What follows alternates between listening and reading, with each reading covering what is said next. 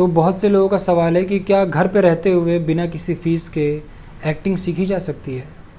तो इसका जवाब है कि हाँ, बिल्कुल सीखी जा सकती है। बस कुछ प्रैक्टिसेस हैं जिनको आप रेगुलरली करें, तो आप घर पे रहते हुए खुद के एक्टिंग स्किल्स पे काफ़ी अच्छे से काम कर सकते हैं। आइए देखते हैं।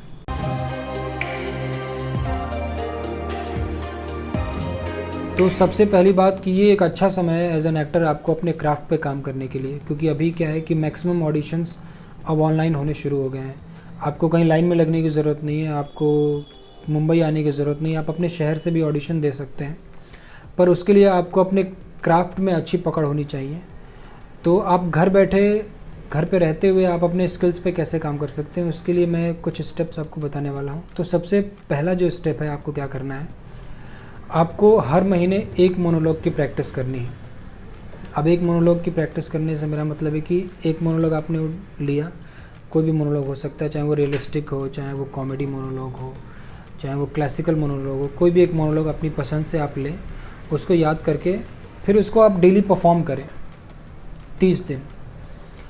अब होता क्या है कि अमूमन एक्टर्स ऐसा करते हैं कि 4 दिन उन्होंने परफॉर्म किया याद करके, और फिर उसके बाद उन्होंने कोई दूसरा मोनोलॉग कर लिया या फिर छोड़ दिया या कुछ किया ही नहीं। तो ऐसे कोई फ़ायदा नहीं है। जब आप एक मोनोलॉग लगातार 30 दिन रिहर्सल करते हैं उस मोनोलॉग की, तो आपके बॉडी को आदत हो जाती है, आपको एक मसल मेमोरी डेवलप हो जाती है। सपोज़ आप एक इमोशनल मोनोलॉग कर रहे हैं, तो आपकी एक इमोशनल मेमोरी डेवलप हो जाएगी। फिर आपको जब कभी इमोशंस जनरेट करना होगा तो आपको ज़्यादा एफर्ट नहीं लगाना पड़ेगा। आपके बॉडी को पता होगा कि आपका माइंड आप सिग्नल देगा आपकी बॉडी को, आप रिएक्ट कर पाएंगे अच्छे से उसमें। और दूसरी जो चीज़ है कि सपोज़ आप एक मोनोलॉग 30 दिन करते हैं तो आप कैरेक्टर को ज़्यादा अच्छे से समझ पाते हैं। 4 दिन में सिर्फ लाइनें समझ पाते हैं आदमी, और फिर उसके हिसाब से कोशिश करता है कि अच्छा मैं यहाँ जो है ये एक्सप्रेशन दे दूँगा, यहाँ मैं ऐसे चिल्ला दूँगा, और यहाँ मैं ये लुक दे दूँगा। तो वो ऑथेंटिक बिल्कुल नहीं होता है। तो कैरेक्टर को आप जितना ज़्यादा समझेंगे ना, फिर आपको इमोशन, एक्सप्रेशन, ये सब चीज़ों पे ध्यान नहीं देना पड़ेगा, कैरेक्टर आपसे खुद करवा लेगा वो। दूसरी जो चीज़ जो है वो क्या करनी है, आपको डॉक्यूमेंट्रीज़ देखनी है। फिल्में मैं इसलिए नहीं कह रहा हूँ क्योंकि मुझे पता है कि फिल्में आप लोग देखते होंगे, अच्छी फिल्में ज़रूर देखें। डॉक्यूमेंट्रीज़ मैं इसलिए देखने को कह रहा हूँ क्योंकि डॉक्यूमेंट्रीज़ में रियल बिहेवियर कैप्चर होता है। वो रियल लोग के ऊपर डॉक्यूमेंट्री बेस्ड होता है, किसी कहानी को लेकर, किसी थीम को लेकर। तो सपोज़ जैसे एग्जांपल के लिए मैं बताना चाहूँगा कि अगर आपको कोई साइको पेशेंट का कैरेक्टर करना हो, तो हमारे इर्द गिर्द शायद वैसा कोई पेशेंट ना हो जिसको हम ऑब्ज़र्व कर सकें। तो ज़्यादातर हम क्या करेंगे कि हम फिल्में देखकर ऑब्ज़र्व करने की कोशिश करेंगे और एक्ट करने की कोशिश करेंगे। तो फिल्म में जो एक्टर ने किया है, फिल्म में एक्टर ने कहीं से देखकर अपना कुछ बनाने की कोशिश की है, कुछ ऐड किया होगा उसने कैरेक्टर देखकर, कुछ उसने उसको माइनस किया होगा, अपने हिसाब से उसको मॉड्यूल किया। पर जब हम उसको देखते हैं तो हम सिर्फ उतना ही कर पाते हैं जितना उतना उस एक्टर ने किया, और वो कैरेक्टर अलग है। साइको पेशेंट, हर साइको पेशेंट एक जैसा नहीं होता, तो वो कैरेक्टर अलग है। हो सकता है आपका कैरेक्टर साइको पेशेंट हो, पर वो अलग है कैरेक्टर। तो जितना ज़्यादा हम रियल बिहेवियर को देखेंगे, रियल बिहेवियर को समझने की कोशिश करेंगे, उतना ज़्यादा हम रियल एक्ट कर पाएंगे। एक बार जब आपने रियल बिहेवियर को पकड़ लिया, आप रियल एक्टिंग को समझने लगे, फिर उसके बाद आपसे ओवर एक्टिंग करने को कहा जाए वो भी आप कर लेंगे, आपसे कहा जाए थोड़ी बैड एक्टिंग कर लो, आप वो भी कर लेंगे, जो कि सिनेमा में होता है, रिक्वायरमेंट होती है, करना पड़ता है कभी कभी। और इसमें एक और टिप ऐड करना चाहूँगा कि अगर आप कोई डॉक्यूमेंट्री देख रहे हैं तो कोशिश करें कि आप, अगर जैसे आपने साइको पेशेंट की डॉक्यूमेंट्री उठाई, तो कोशिश करें कि आप पूरे हफ्ते साइको पेशेंट की डॉक्यूमेंट्रीज़ देखें। इससे होगा क्या कि अगर आप एक डॉक्यूमेंट्री आपने एक सब्जेक्ट पे देखा, फिर दूसरा डॉक्यूमेंट्री अपने दूसरे सब्जेक्ट पे देखा, तो धीरे धीरे कुछ भी रजिस्टर नहीं होता है दिमाग में हमारे। पर लगातार आप एक हफ्ते अगर एक ही चीज़ देखते हो तो आपके दिमाग में वो चीज़ें रजिस्टर होने लगती हैं, वो बिहेवियर जो आपने देखा वो रजिस्टर होना शुरू हो जाता है। फिर आपको अगर वैसा कोई कैरेक्टर मिलेगा तो आपके पास बहुत सारे ऑप्शन होंगे, फिर आप उसको अच्छे से प्रेजेंट कर पाओगे। तो ये चीज़ ज़रूर करें आप। तीसरी जो चीज़ है कि आप न्यूज़पेपर डेली पढ़ें। ये बहुत ही बेसिक चीज़ है, आपने बहुत जगह सुना होगा, पर न्यूज़पेपर और आर्टिकल्स एक एक्टर के लिए बहुत इंपॉर्टेंट है। ये न्यूज़पेपर पढ़ना इसलिए इम्पॉर्टेंट है, सपोज़ मैं एक एग्जांपल देके समझाता हूँ कि आपने कोई खबर पढ़ा जिसमें लिखा हुआ है कि बाप ने अपने बेटे की गले रेत कर की हत्या। तो ये खबर जब आप पूरा उस कहानी को जब आपने पढ़ा पूरा, तो आप में बहुत सारे क्वेश्चंस आएंगे कि यार मतलब ये कैसा बाप है कि अपने बेटे को उसने मार दिया। वो दुनिया आप समझने की कोशिश करोगे धीरे धीरे आप, कि मतलब क्या सिचुएशन होगा, मतलब उसका स्टेट ऑफ माइंड क्या होगा कि उसने इतना एक्सट्रीम स्टेप लिया। तो इस तरह के बहुत सारे क्वेश्चंस आप जब करोगे तो आपको एक अलग कैरेक्टर की दुनिया की समझ होगी, उसके स्टेट ऑफ माइंड की समझ होगी और धीरे धीरे आप कैरेक्टर को, अलग अलग कैरेक्टर को समझने लगोगे। तो आपको जब कोई नया कैरेक्टर मिलेगा तो इवेंचुअली आपको कोई तकलीफ़ नहीं होगी, ज़्यादा मुश्किल नहीं होगी कोई कैरेक्टर को पकड़ने में। न्यूज़पेपर पढ़ना बहुत से लोगों के लिए बोरिंग हो सकता है, मेरे लिए भी बहुत बोरिंग न्यूज़ होता था न्यूज़पेपर पढ़ना। मैंने कुछ साल पहले ही ये आदत डाली है न्यूज़पेपर पढ़ने की, क्योंकि मैं पहले क्या करता था, न्यूज़पेपर फ़ोटो देख के और मैं बंद करके रख देता था न्यूज़पेपर। पर इवेंचुअली जब मैंने धीरे धीरे पढ़ना शुरू किया तो मुझे उसका फ़ायदा दिखा, और इसलिए मैं ये पॉइंट ऐड कर रहा हूँ इस चीज़ के लिए कि अगर मान लो आपको न्यूज़पेपर नहीं पढ़ सकते, आप मन नहीं है बिल्कुल ही, तो आप ऐसा करें कि आप डेली ना पढ़ें। आप शुरू करें, आप हफ्ते में एक दिन पढ़ लें। आप हफ्ते में कोई एक दिन निकाल लें, आप उस दिन पढ़ लें, थोड़ा सा 5-10 मिनट आपने पढ़ लिया, कोई एक खबर पढ़ ली, ठीक है। धीरे धीरे आप इसको इंक्रीज़ करें। उसके बाद आपको क्या करना है, आपको अपनी वॉइस और डिक्शन पे डेली काम करना है। वॉइस एक ऐसी चीज़ है जो इवेंचुअली बहुत समय लगता है ट्रांसफॉर्म होने में।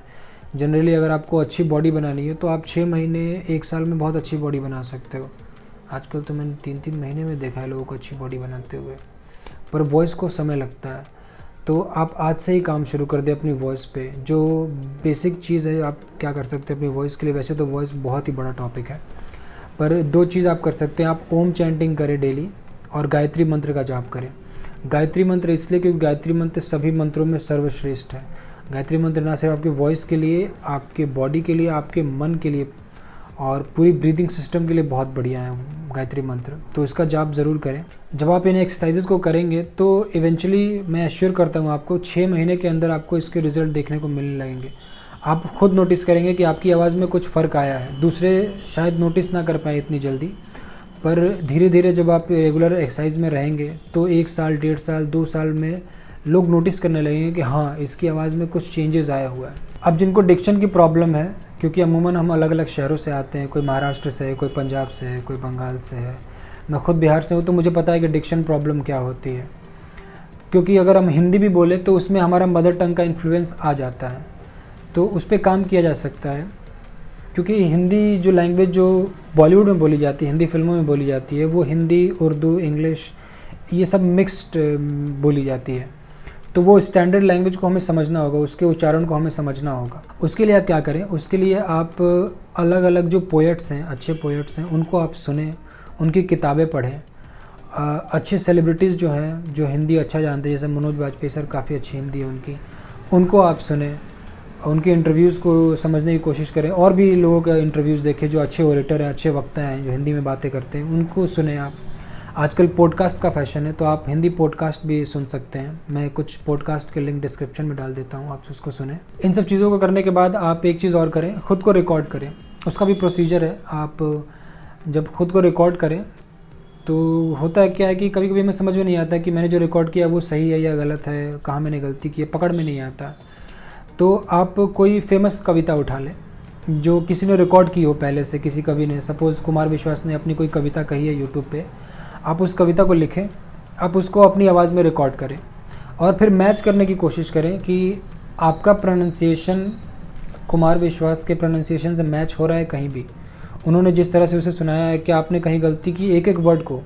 जैसे एक शेर मैं सुनाता हूँ आप लोगों को कि महज रोशने चराग सा और कम कमाल सा होता, कि महज रोशने चराग सा और कम कमाल सा होता, ना होता अजीज़ हमको अगर ये चांद बेदाग सा होता। ये मेरी शायरी है, कैसा लगा आपको बताइएगा। तो अब इसमें क्या है कि महज रोशने चराग सा होता, महज। अब कई लोग गलती करेंगे, महज को महज बोल देंगे, अजीज़ को अजीज़ बोल देंगे या अजीज बोल देंगे, इस तरह से दिक्कतें होती हैं। तो अब एक एक चीज़ को जब आप सुनेंगे कोई फेमस कवि को, तो आपको पता चलेगा कि हाँ मेरी यहाँ गलती है, इस चीज़ को ठीक करना है। इसके बाद भी आपको लगता है कि नहीं, आप खुद से एवेल्यूएट नहीं कर पा रहे हैं, तो आप मुझे इंस्टाग्राम पे अपनी वीडियोस भेजिए, अपनी रिकॉर्डिंग्स भेजिए। मैं आपको सुन के बताऊंगा कि हाँ कहाँ आपको काम करने की ज़रूरत है। सपोज़ आपको ज़ साउंड में दिक्कत है तो मैं आपको इसके लिए रियाज़ बताऊंगा। आपको स और श में दिक्कत है तो मैं उसके लिए आपको रियाज़ बताऊंगा। और फिर आप मुझे दोबारा अपनी रिकॉर्डिंग भेजें तो मैं बताऊंगा कि हाँ अब ठीक है, आपकी डिक्शन सही हो चुकी है। तो ये थी कुछ प्रैक्टिसेस। अगर आप इसको डेली प्रैक्टिस में लाएँ, रेगुलरली आप इसे फॉलो करें, तो मैं एश्योर करता हूँ आप 6 महीने में अपने अंदर ड्रास्टिक चेंजेस देखेंगे। अपनी क्राफ्ट में इम्प्रूवमेंट कमाल का होने वाला है। तो बस आज के लिए इतना ही, ठीक है, चलिए मिलते हैं।